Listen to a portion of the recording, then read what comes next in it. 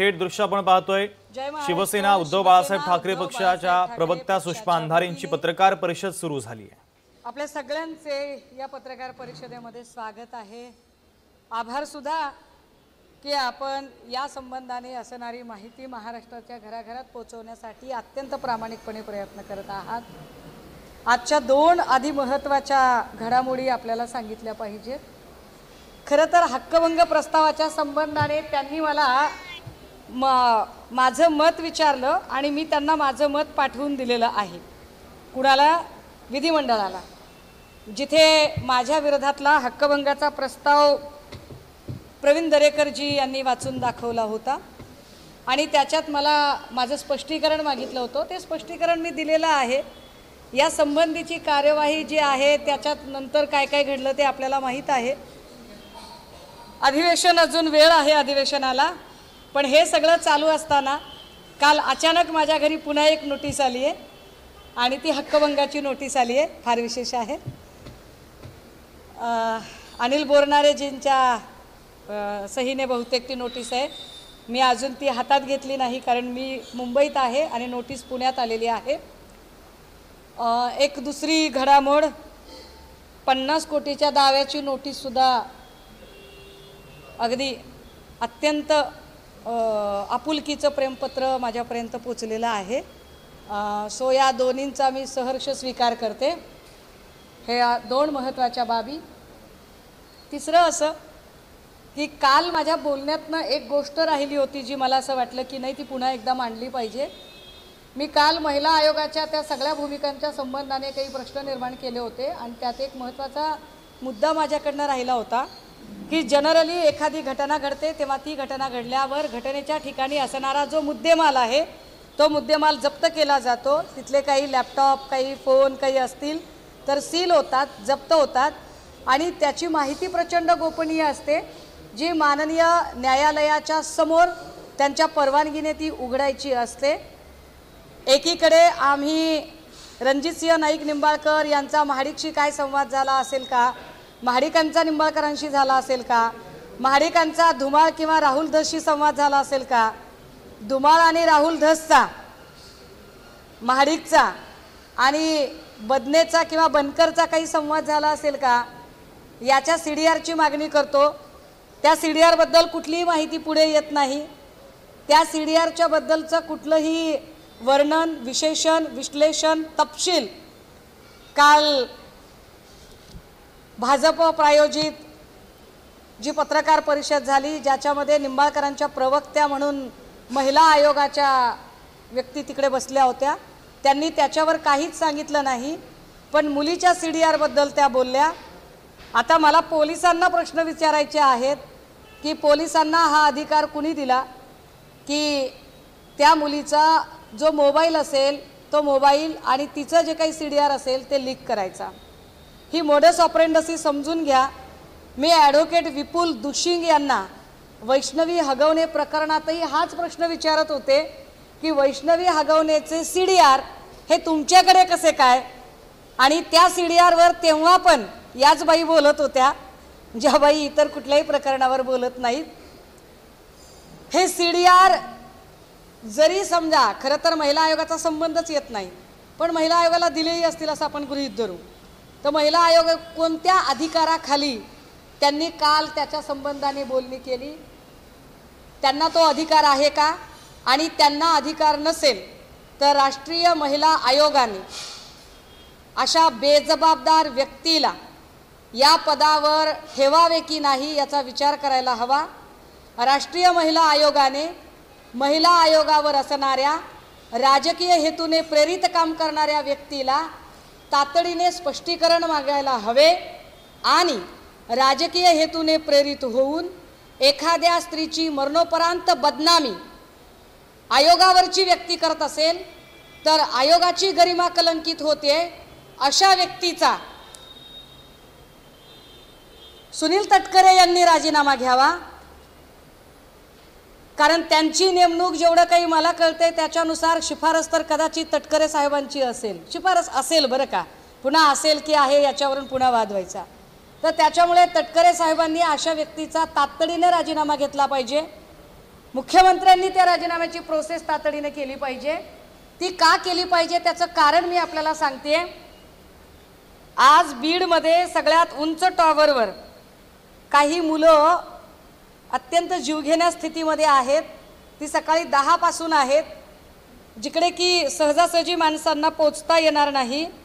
आणि अशा टॉवरला उभे राहून त्यांची मागणी काय आहे तर ते म्हणतात की आम्हाला चाकणकरांचा राजीनामा हवाय, कारण आमच्या बीडच्या बहीण लेकीवर त्यांनी ज्या पद्धतीने गलिच्छ आरोप केलेले आहेत।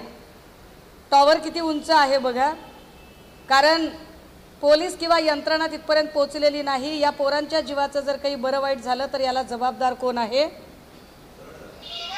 नाही, हा उभा व्हिडिओ दादा, खूप मोठा टॉवर आहे। चाकणकरांच्या राजीनाम्याच्यासाठी ही सगळी मुलं टॉवरवर चढलेली आहेत की जोपर्यंत अजितदादा आणि तटकरे साहेब या अशा बेजबाबदार व्यक्तीचा राजीनामा देणार नाही तोपर्यंत आम्ही खाली उतरणार नाही, असं म्हणत ही मुलं वर आहेत। खूप मोठा टॉवर आहे हा, पण यात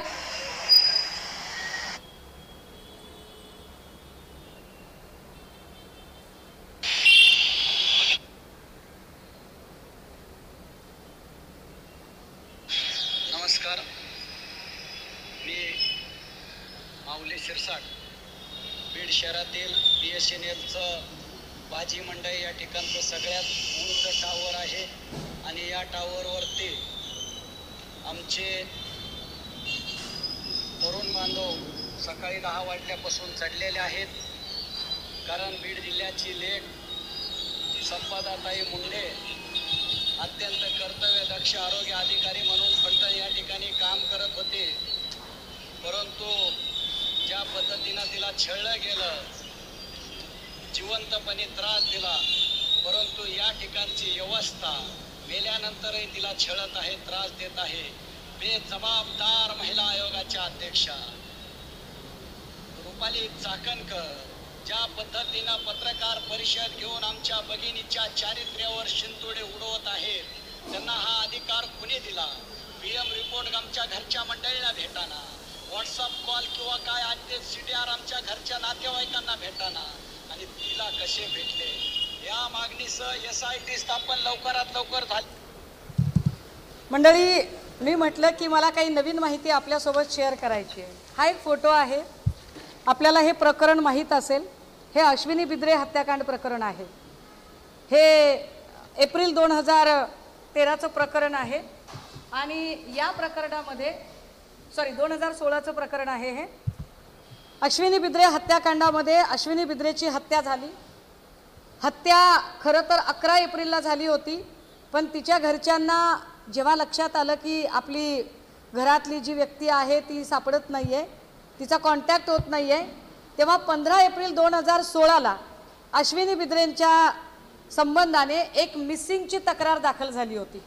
या मिसिंगच्या तक्रारीमध्ये की आमच्या घरातली व्यक्ती नाहीशी झालेली आहे, त्यांचा शोध व्हावा, पण तो शोध काही होत नव्हता। अखेर ती ज्या ठिकाणी राहत होती नोकरीच्या ठिकाणी, तिथे जाऊन तिचा लॅपटॉप वगैरे जेव्हा हस्तगत केला आणि अश्विनी बिद्रे यांचे पती आणि त्यांची मुलगी यांनी त्या लॅपटॉप आणि मोबाईलमधनं काही गोष्टी काढल्या, त्यावेळेला त्यांचा संशय हा अभय कुरुंदकर या माणसावर गेला आणि त्याच्यानुसार पुढे एक तक्रार लक्षात आली आणि त्याच्यात असं कळलं की 11 एप्रिल 2016ला अश्विनी बिद्रेची हत्या झाली होती। मी हे का सांगते त्याचं कारण पुढे सांगते आपल्याला। 11 एप्रिल 2016ला अश्विनी बिद्रेची हत्या झाली, पण गुन्हा हत्येचा दाखल झाला नव्हता। गुन्हा दाखल व्हायला 1 जानेवारी 2017 उजाडलं। यामध्ये अनेक लोकांना, म्हणजे अश्विनी बिद्रेच्या तर चारित्र्यावर प्रचंड शिंतोडे तर उडवले गेलेच गेले, परंतु अत्यंत वाईट पद्धतीने हा तपास भरकटवण्याचा प्रयत्न केला। पण हा तपास एका महत्त्वाच्या मुद्द्यावरून पुढे आला होता। तो महत्त्वाचा मुद्दा असा की अश्विनीच्या मोबाईलवर अभय कुरुंदकरने अश्विनी बिद्रेचे मेहुणे अविनाश गंगापुरे यांना एक व्हॉट्सअपवर मेसेज टाकला होता। हा मेसेज कशासाठी टाकला होता तर तिच्या मोबाईलवरून मेसेजेस टाकून मी चांगली आहे, मला काही मानसोपचाराची गरज आहे, मी बाहेर गेले असं भासवत ती जिवंत आहे हे त्यांना दाखवायचं होतं. ज्यांनी हत्या केली ते दाखवत होते की अश्विनी बिद्रे जिवंत आहे आणि अश्विनी बिद्रेच्याच मेहुण्याला मेसेज टाकला आणि त्या मेसेजमध्ये एक मेसेज होता WhatsApp chat, how are you. या हाऊ आर यू, मी ही BBC ची बातमी दाखवते आपल्याला. या हाऊ आर यूच्या मेसेजमध्ये यूच्या ऐवजी वाय लिहिलेला होता. अश्विनी बिद्रे कधीही यूच्या ऐवजी वाय लिहित नव्हत्या. यानंतर ज्याच्यावर संशय आहे त्या अभयकुमार कुरुंदकरचा टेक्निकल सगळा डाटा आणि त्याची माहिती काढली गेली. तेव्हा अनेक ओळखीच्या मित्र नातेवाईकांनी सांगितलं की तो जेव्हा कधी त्याला यू टाईप करायचा असतो तेव्हा तो यू टाईप करण्याच्या ऐवजी तो वाय टाईप करतो आणि या यू आणि वायमुळे हा आरोपी सापडला गेला. ही वाय आणि यू मुळे उलगडलेली स्टोरी. मी का सांगते ही स्टोरी, त्याचं कारण सांगितलं पाहिजे. मी खूप 3 दिवसापासून एकच गोष्ट सांगते की तिच्या चारित्र्यावर जे शिंतोडे उडवले त्याला आम्ही टॉलरेट नाही करू शकत. दादा हो, मी पहिल्या दिवशी असं म्हटलं की तिच्या हातावरचं हस्ताक्षर आणि तिने 4 पानी लिहिलेलं पत्र याच्यावरचं हस्ताक्षर हे जुळत नाही. ते जुळत नाही हस्ताक्षर असं मी का म्हटलं, त्याला माझ्याकडे आत्ता आधार आहेत आणि तेच आधार मला आपल्यासमोर शेअर करायचे आहेत आणि म्हणून मी आपल्या सगळ्यांना तातडीने इथे बोलावलं. आपणही आलात, मी आपले आभारी आहे. हे 4 पानी पत्र आहे दादा हो आणि या 4 पानी पत्रामध्ये साधारण 9 वेळा पोलीस निरीक्षक हा शब्द आलाय. 9 वेळा.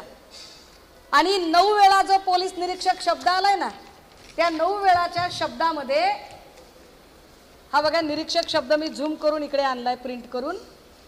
याच्यामधली सॉरी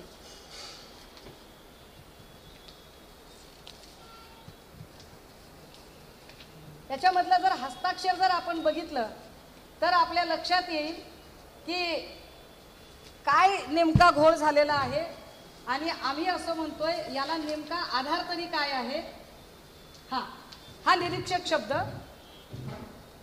तिच्या 4 पानी पत्रातला हा निरीक्षक शब्द बघा. तुम्हाला कॅमेरे जर झूम करता आले तर याच्यातली जी र ची वेलांटी आहे ती दीर्घ आहे आणि तो 9 वेळा शब्द लिहिलाय तिने, एकदा लिहिलेला नाही, 9 वेळा लिहिलाय. हे काम पोलिसांचं आहे, मी सोपं करून देते पोलिसांना. 9 वेळा निरीक्षक शब्द आला आणि त्याची वेलांटी दुसरी आहे.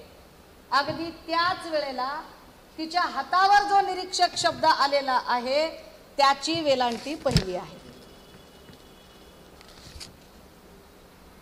आणि हे धक्कादायक आहे. मी अजिबात कुठलीही गोष्ट वेग मांडत नाहीये, मी फार जीव तोडून मांडतेय. मला कुठल्याही पक्षीय राजकारणात जायचं नाहीये, मला काही देणं घेणं नाहीये. मला एवढंच म्हणायचं आहे की तुम्ही एखाद्या महिलेचं चारित्र्यहनन करताना जरा माहिती तर घेत चला. मी असा हत्येचा संशय व्यक्त केला होता, पण आता या 2 गोष्टींनी या तरुणीची आत्महत्या की हत्या ही गोष्ट अधिक किचकट झाली आहे. ह्या 2 कागद बघितल्यावर ती हत्या झाली आहे का असं म्हणायला फारच पुरेसा वाव आहे की 9 वेळा 4 पानी पत्रामध्ये लिहिलेला निरीक्षक शब्द त्याची वेलांटी दुसरी आहे आणि सुसाइडल नोट म्हणून संदर्भ घेतलेला हातावरचा जो शब्द आहे त्याच्यातली र ची वेलांटी ही पहिली आहे.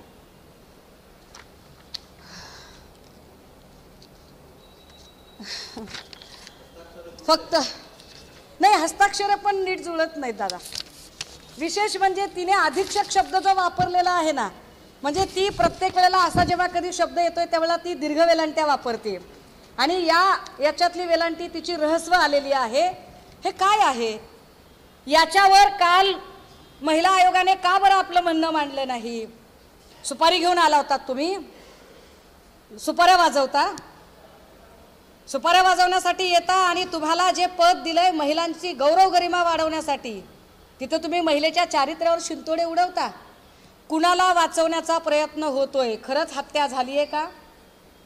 आणि जर हत्या झाली असेल तर आणि जर अशा पद्धतीने जर स्थानिकचेच पोलीस अधिकारी संशयाच्या भोवऱ्यात असतील, ज्यांच्यावर आरोप आहे त्यांचा हवाला देत त्यांनी सांगितलेलं व्हॉट्सअप चॅट जाहीर पत्रकार परिषदेत दाखवत जर मांडलं जात असेल तर ते किती खरं धरायचं? त्यामुळे हा फारच महत्त्वाचा आणि भक्कम पुरावा. याच्यातला मी हस्ताक्षराचाही आता एक्सपर्टीज रिपोर्ट मागवलाय, तो मला 2 दिवसात मिळेल. अर्थात पोलीस करतील, मी नाही म्हणत नाही, पोलीस करतील त्यांचं काम. पण मला असं वाटतंय की मी फार कायदेशीर पद्धतीने जावं आणि एक एक मुद्दा फार काळजीने मांडावा, फार अभ्यासाने मांडावा. हे का मांडावं? कारण मी मगाशी तिच्या घरच्यांनाही बोलायचा प्रयत्न केला. एवढी साधी माणसं आहेत, ऊसतोड कामगाराचं लेकरू आहे, ऊसतोड कामगारांच्या जीवावर फार राजकारण होतं, मतं मिळवली जातात. पण ऊसतोड कामगाराच्या लेकराबद्दल एक अत्यंत कायदेशीर आणि एक अत्यंत शिस्तबद्ध, एका व्यवस्थित तपासाच्या योग्य दिशेने जाणारी रेषा कुणीतरी मांडण्याची गरज आहे. तो प्रयत्न इथं करते. त्याच्यानंतर मी आत्ताही संपदाची बहीण आणि संपदाचा भाऊ, भावाचा मला कॉन्टॅक्ट झाला नाही, बहिणीचा कॉन्टॅक्ट झाला. मी त्यांच्याशी बोलायचा प्रयत्न केला आणि म्हटलं तुम्ही काहीतरी टायमिंगच्या बद्दल बोलत आहात. हे टायमिंगचा काय विषय आहे? तर साधारणतः घटना घडली त्या दिवशी खूप उशिरा तिची बहीण फोन करते आणि तो फोन पोलीस उचलतात आणि पोलीस सांगतात की तिला वाटतं की आपल्या बहिणीचा फोन चोरीला गेलाय का. ती म्हणते कोण बोलताय? आणि तिकडून सांगितलं जाते की आम्ही पोलीस बोलतोय. तुमच्याकडे कसा काय फोन? तर तुमच्या बहिणीने सुसाईड केलंय. कसं शक्य आहे? आणि मग ते टायमिंग सांगतात की तुमच्या बहिणीने सुसाईड केलेलं आहे. कधी झालंय? तर ते सांगतात की नाही, हे 7 वाजताच झालेलं आहे, संध्याकाळीच झालेलं आहे हे. पण त्या दिवशी बहिणीने एक स्टेटस ठेवलेला होता व्हॉट्सअपला आणि तो स्टेटस 11:06 संपदाने लाईक केलेला आहे. तो तिच्या मोबाईलवरचा हा स्क्रीनशॉट आहे दादा. हो, आता जर तिचा मृत्यू जर आधीच तुम्ही दाखवत असाल तर नंतर 11 वाजता ती हा व्हॉट्सअप स्टेटस लाईक कसा काय करते? वेळा चुकतायत का? पोलीस काही लपवायचा प्रयत्न करतायत का? आणि म्हणून आमचा पोलिसांवर संशय आहे आणि म्हणून आमचं असं म्हणणं आहे, कारण मी का ही केस सांगितली आपल्याला, मी अश्विनी बिद्रेची केस यासाठी सांगितली की आरोप अभय कुरुंदकर हा पोलीस ऑफिसर होता आणि पोलीस ऑफिसरवर आरोप होता. याही प्रकरणात पोलिसांवर आरोप आहे आणि त्यामुळे हे जे छोटे छोटे बारकावे आहेत, हे छोटे छोटे बारकावे लक्षात आणून दिले पाहिजेत. आणि ज्यांच्यावर संशय आहे, ज्यांच्यावर आरोप आहे, जे आमच्या नजरेत संशयित आहेत, अशाच लोकांवर तुम्ही तपास सोपवू नये. हा तपास माननीय उच्च न्यायालयाने उच्चस्तरीय समितीकडे सोपवावा. राहिला प्रश्न माझ्यावरच्या बदनामीच्या काय त्यांच्या नोटिशीचा, त्याला उत्तर द्यायला मस्त खंबीर आहे मी. ते नंतर बघता येईल, त्याचं काय एवढं नाही. हे काय काय माणसं कोण हाडा हागणारी असते, होय काय करते तेवढं? भांडलं तर कोणीतरी उभं तर राहिलं पाहिजे. त्याच्यामुळे ह्या गोष्टी महत्त्वाच्या आहेत. आणि एक सरते शेवटी आपल्या सगळ्यांच्या माध्यमातून मला संपदाच्या आईवडिलांना एक अपील करायचे, फार कळकळीचं, त्यांची लेक म्हणून. मी खूप साऱ्या इंटरव्ह्यूमध्ये तिच्या वडिलांना तोंडाला फडकं बांधून इंटरव्ह्यू देताना बघितलं. काका, हे सगळे पुरावे बघितल्यावर तुम्हाला तोंडाला फडकं बांधायची गरज नाही. तुमचं लेकरू निष्पाप आहे, निष्कलंक आहे. तुमच्यावर ज्या पद्धतीने एक मॉरल प्रेशर तयार केलं जातं आहे आणि तुमची सायकोलॉजी किंवा तुम्हाला डिमॉरलाइज करण्याचा प्रयत्न केला जातोय, तुमच्यातल्या कुणीही अजिबात तोंड लपवायची गरज नाही. तुमचं लेकरू हुशार आहे, कर्तबगार आहे. व्यवस्थेने जर त्या लेकराचा बळी घेतला असेल तर व्यवस्थेशी भांडायचं बळ उजळ माथ्याने आपल्याकडे आलं पाहिजे. तुमची धर्माची लेक म्हणून मी तुमच्यासोबत आहे. विचारा आणि पुन्हा चाकण करण्यामध्ये पडायचं नाही.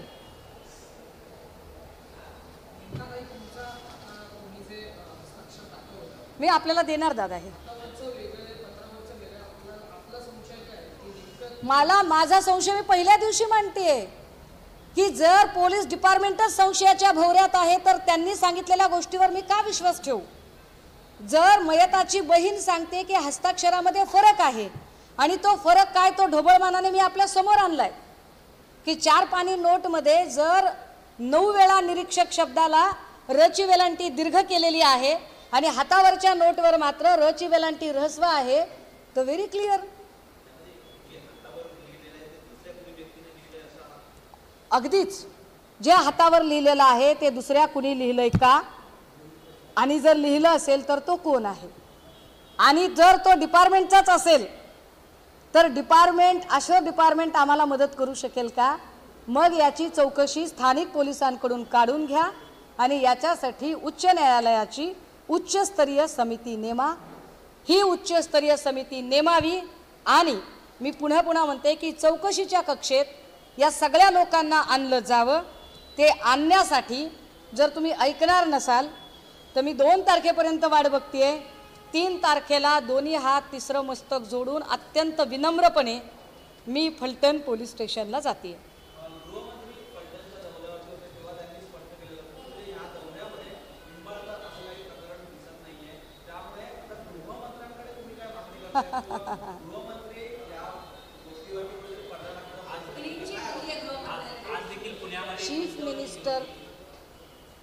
चीफ मिनिस्टर माननीय मुख्यमंत्री यांनी या राज्याला कल्याणकारी राज्य बनवण्यासाठी अहोरात्र मेहनत घ्यावी.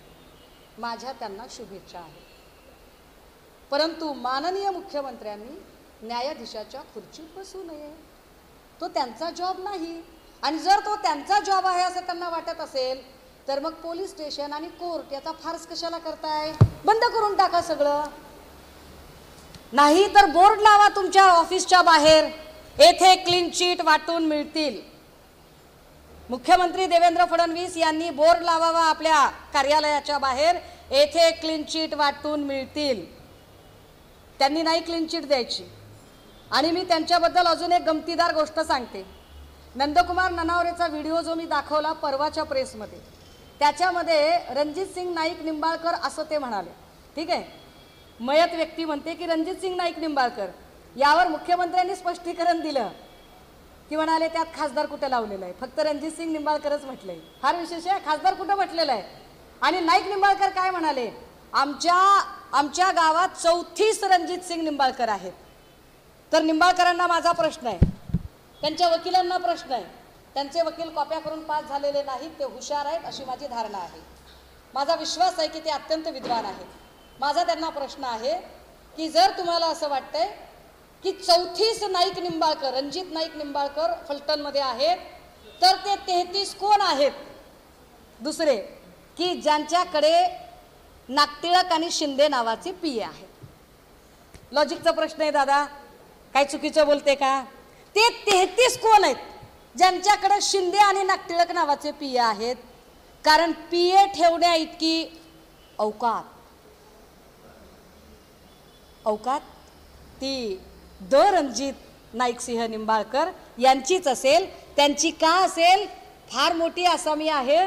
बरं झालं लक्षात आलं तुमच्यामुळे. किती मोठी आसामी आहे बघा, सांगितलं पाहिजे मी आपल्याला की किती मोठी आहे. अहो, आपण साधा एखादा केक जरी तलवारीने कापला तरी आपल्यावर काय काय ॲलिगेशन येतात राजे हो. आता ह्याच्यात मात्र बघा तुम्ही, म्हणजे विशेष आहे. हा,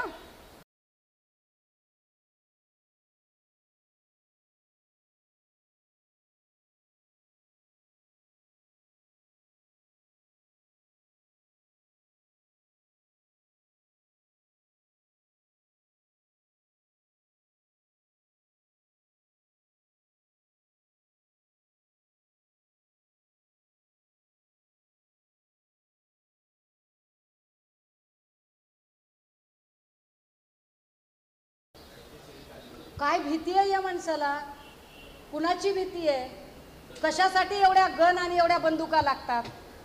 रणजितसिंह नाईक निंबाळकरांना एवढ्या बंदुका आणि एवढे सगळे शस्त्रास्त्र, एवढ्या तलवारी, एवढे जंबिये लागतात, एवढ्या गुप्त्या काय काय हत्यार आहेत ती.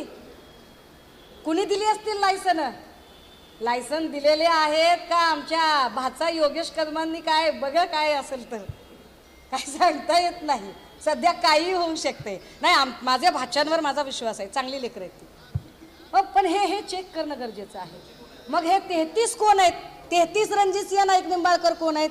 त्यांच्यात कुणाचा PS शिंदे आणि नागटिळक नावाचा आहे का? दुसरी गंमत सांगते, ननावरेच्या वेळेला म्हणाले की ते फक्त रणजितसिंह नाईक निंबाळकर म्हणाले, खासदार शब्द नव्हता. आता काय म्हणतात? आता फडणवीस असं म्हणतात, पत्रात फक्त खासदार लिहिलंय, खासदार निंबाळकर कुठे लिहिलंय? काय कमाल आहे. म्हणजे फडणवीस साहेब म्हणजे अरे काय काय टॅलेंटेड माणूस आहे राव.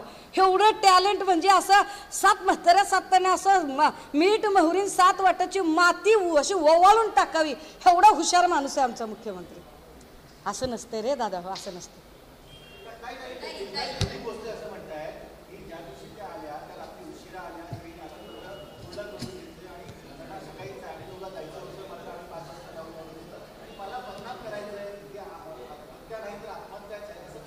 चला चला मान्य, मी दिलीपसिंह भोसले पाटलांचं हे आर्ग्युमेंट मान्य करते. माझं त्याच्या पुढचं आर्ग्युमेंट आहे, डॉक्टर असलेली पोरगी एवढी काय अशी डोसक्याला गोडतेल लावणारी होती की तिला माहिती आहे की निंबाळकरांच्या दबावाने तिची डिपार्टमेंटल इन्क्वायरी लागली असं तिनेच तिच्या हस्ताक्षरामध्ये पत्रात लिहिलंय. ती निंबाळकरांच्याच निकटवर्तीयांच्या हॉटेलमध्ये जाईल का राहायला? लॉजिकच्या काय आता काय म्हणजे असं कसं हो? काहीतरी लॉजिक असेल ना. ती का जाईल त्या हॉटेलमध्ये की जे हॉटेल तिच्या शत्रू पक्षाचं हॉटेल आहे, ज्या नेत्याच्या विरोधात तिची तक्रार आहे त्याच नेत्याच्या निकटवर्तीयाच्या हॉटेलवरती का जाईल? दिलीप सिंहांनी त्याचं उत्तर द्यावं. पोलीस महासंचालक रश्मी शुक्ला महिला आहे, त्या संपूर्ण प्रकरणात त्या तटस्थपणे बघतील आणि खास करून ते मोबाईल स्टेटस आणि वगैरे ह्याचा रेफरन्स दिला. रश्मी शुक्लांवरती शिवसेनेने सुद्धा आरोप केले होते की मोबाईल म्हणजे कॉल रेकॉर्डिंगचे वगैरे अशामध्ये फोन टाकले प्रकरण. अशा प्रकरणात त्या जास्त नॉलेजेबल आणि जास्त एक्सपिरियन्स आहे. बरोबर ताई, मी सांगितलं पाहिजे, या देशाच्या राष्ट्रपती महिला आहेत, या राज्याच्या पोलीस महासंचालक महिला आहेत, महिला आयोगावर पण महिलाच आहे दुर्दैवानं. तरी महिलेला न्याय मिळत नाही. लाडकी बहीण असं म्हणणाऱ्या लोकांनी लाडक्या बहिणीच्या जाहिराती करण्यापेक्षा सुरक्षित बहिणींच्या जाहिराती करण्याची गरज आहे आणि बहिणींना सुरक्षितता कशी मिळेल त्यासाठी प्रयत्न करावेत. मी आज उपस्थित केलेल्या प्रश्न याच्या उत्तराच्या प्रतीक्षेत आहेत. आणि हो, आम्ही महिला आयोगावर सुद्धा रीतसर कायदेशीर कोर्टात जात आहोत.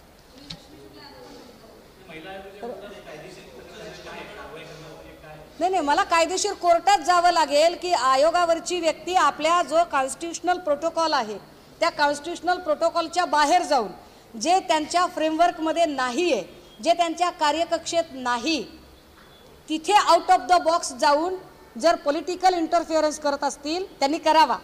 आपल्या पॉलिटिकल सर्वाईव्हसाठी, आपल्या पॉलिटिकल ग्रोथसाठी त्यांनी भाजपकडे जावं, शिंदे काय कुठं जायचं त्याच्याबद्दल काही माझं म्हणणं नाही आहे, त्यांनी करावं ते.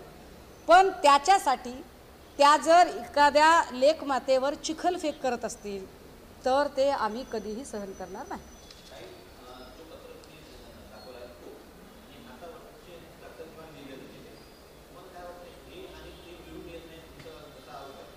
आता हेच सांगते मी मगापासून की माझं म्हणणं आहे की हे वेगळं कसं आहे, हे वेगळं कसं आहे. एकीकडे 9 वेळा, एकदा चुकू शकतो साहेब, एकदा लिहिलंय चला चुकून लिहिलं, गडबडीत लिहिलं समजू शकते. 9 वेळा निरीक्षक शब्दाची वेलांटी दीर्घ येते आणि हातावरची वेलांटी मात्र ऱ्हस्व येते. तिचे जेव्हा जेव्हा याच्यातले 4 अक्षरी शब्द आपण तपासतो तेव्हा 4 अक्षरी शब्दामध्ये दीर्घ वेलांटी येते आणि इतर ऱ्हस्व वेलांटी येते. हे काय आहे? कारण मेडिकलची जी लेकरं असतात त्यांचं मराठी आणि ग्रामरचं थोडंसं त्रांगडं असतं. हे फार महत्त्वाचं आहे.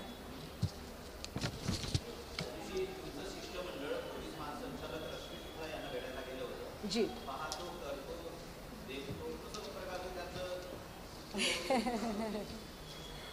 असू द्या, असू द्या. त्यांनी जरी महिला म्हणून कोणाची गय केली नाही तरी आम्ही महिला म्हणून सगळ्यांचा सन्मान करतो. आणि मी म्हणते ना की मी सन्माननीय उद्धव बाळासाहेब ठाकरे या अत्यंत संयमी, सभ्य आणि सज्जन माणसाच्या नेतृत्वाखाली काम करत आहे. त्यामुळे वेग काहीही बोलणार नाही, विनाकारण कुणाचंही व्यक्तित्व हनन करण्याचा प्रयत्न करणार नाही. पण एक नक्की, राज्याच्या पोलीस महासंचालक महिला आहेत. महिला म्हणून त्यांनी संपदा मुंडे ही त्यांची ही लेक बहीण आहे, या न्यायाने आपल्या लेकीला, आपल्या पोरीला न्याय द्यायचा आहे. म्हणून त्यांचं काळीज जरा संवेदनशील व्हावं आणि त्यांनी या सगळ्या प्रकरणाची गांभीर्यानं दखल घ्यावी ही माझी विनंती असेल त्यांना. थँक्यू.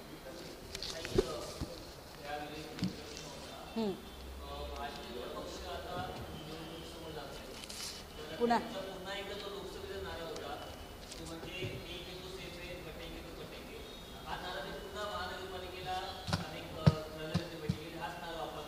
जर हा नारा वापरायचा असेल आणि पुन्हा हिंदुत्वाचं कार्ड खेळायचं असेल तर माझा सरळ साधा प्रश्न आहे, संपदा मुंडे कुण्या धर्माची आहे? संपदा मुंडे हिंदू आहे ना. मग संपदा मुंडे हिंदू आहे तर हिंदू बहिणीच्यासाठी आता हिंदुत्व हिंदुत्व करून ओरडणारे किती जण मैदानात येणार आहेत? एरवी जर समजा आरोपी इतर कुठल्या धर्माचा असता तर आतापर्यंत नितेश राणेने घरातले हाय नाही तेवढे सगळे अगदी वलानीवरचे कपडे सुद्धा बाहेर आणले असते. काय आहे धंदा? माझ्याकडे अजून आलेलं नाही दादा. मी अभ्यास करेन आणि मी अभ्यास केल्यानंतरच त्यावर बोलेन. ओके, मी नक्की त्याच्यावर चेक करेन. पण मी उद्या किंवा परवा मी अजून एक प्रेस कॉन्फरन्स करेन आणि नाईक निंबाळकरांच्या त्रासाने कंटाळलेले साधारण 3 ते 4 कुटुंब मी पुन्हा पुढे आणेन. कारण यांचा आका कोण आहे तो आका शोधला पाहिजे. आपण परळीचा आका शोधला, परळीच्या आकाला गजाआड केलं, फलटणचा आका सुद्धा शोधला गेला पाहिजे.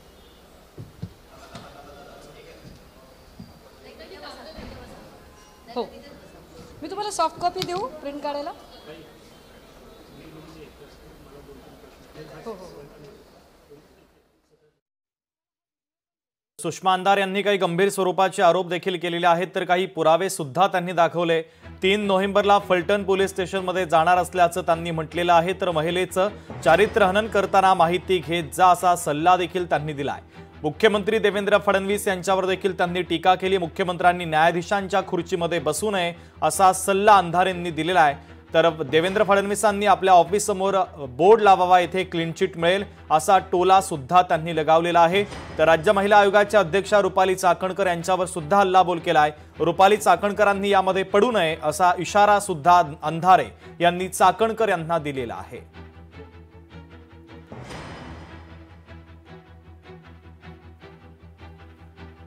तर महिला आयोगाच्या महिला असून सुद्धा न्याय मिळत नाही असं देखील त्यांनी म्हटलेलं आहे.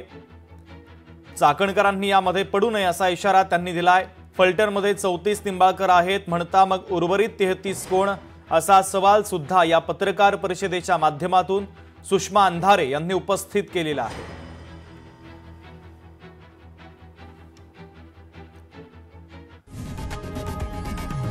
लोकशाही मराठी ऐका, पहा, जागरूक रहा.